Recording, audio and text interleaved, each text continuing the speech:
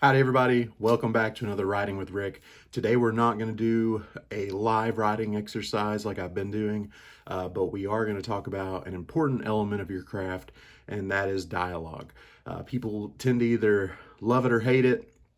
Some people struggle with it. For some, I think it's more natural. I think some have like an ear just for conversation and are able to translate to the page well. But I'm going to read over a piece of my own book that I've been working on, a short interaction, and then I'm going to talk about a couple things. I want to point out a couple things in this, and I'm going to say some things that a lot of people are going to disagree with, and we'll also talk about some exceptions to the rules I'm about to put out here. I want some breakfast, Lucy says. She rubs crust from her eyes with her small fists.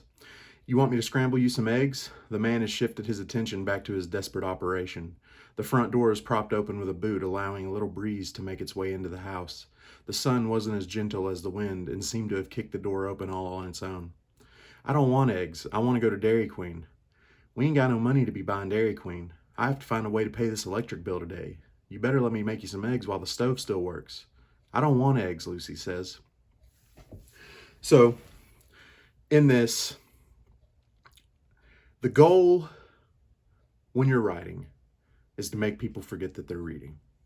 That's one of the goals, is to make the world around the reader kind of fade away. The things I wanted to point out whenever I'm doing dialogue here. He says, she says, I say, those are your friends. I know we can have a tendency to fight them. It can feel repetitive sometimes. But what's going to end up happening is that your reader, people are trained to skim right over them. People ignore them for the most part. It's mostly just like a little guideline, like a little bumper, just to keep them in check of who's talking. And you also notice that on down there, I don't want eggs. I want to go to Dairy Queen. I have no indicator after that. At that point, when you're getting into the conversation, trust your reader, trust your audience. They're able to follow the conversation. They're able to tell who's speaking most of the time.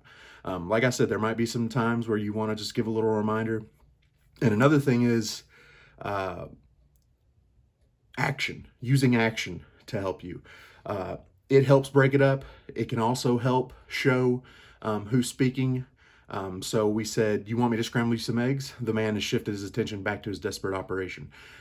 So we know who's talking there. We know that the focus is on the dad in the scene. So what I wanted to point out that I think a lot of people will disagree with, and again, I do it sometimes, but we get into this habit of saying like, Lucy demanded, or the man stated, or Lucy yelled. And like I said, I'll do it sometimes. I'll say someone hollered or someone muttered something. But when we get into the habit of that, we fall into this pit of kind of, this is just an example I've used in the past of sounding like a comic book. You're throwing these like really hard indicators on the page, and it starts to me just to sound like boom, pow, slap. Like, and your audience doesn't need that. Like I said, trust your reader. There's always exceptions to the rules. I know a lot of people ain't gonna like that. A lot of people like to be very animate and try to liven it up. But it's kind of a crutch in a lot of ways. Like I said, I do it sometimes, but I have to feel strongly about it. It has to be something that, I'm trying to communicate something else in that scene. And there's always exceptions to the rules. I know I keep repeating that, but I just wanted to point out someone like Cormac McCarthy, he doesn't even use quotation marks around his dialogue. And there's other people like Larry Brown is another one I'm a big fan of. He will have like a whole page of dialogue, and it'll just be quotations. Like there will be no he says, she says, or anything. Like it'll just be people. It'll be ping pong and back and forth, and it works. So we all have our strengths and weaknesses. But I challenge you to break out of that mindset of just always putting some kind of descriptor on how they're saying, how the character is delivering that line of dialogue. Because ultimately, I mentioned that goal of trying to make them forget their reading. Ultimately, you a lot of the times when I'm reading those, I end up, it breaks the scene for me. It takes me out of it. I remember that I'm reading. I remember that the writer is consciously putting that in there to cue me. It's like in a studio setting, you'd have the applause sign blinking at you. So your audience doesn't need a cue. I'll say that.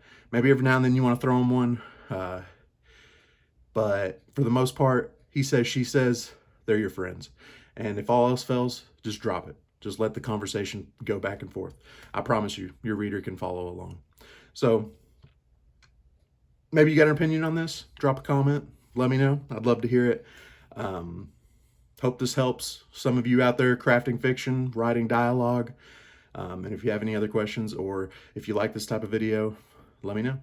Love you. God loves you. Peace.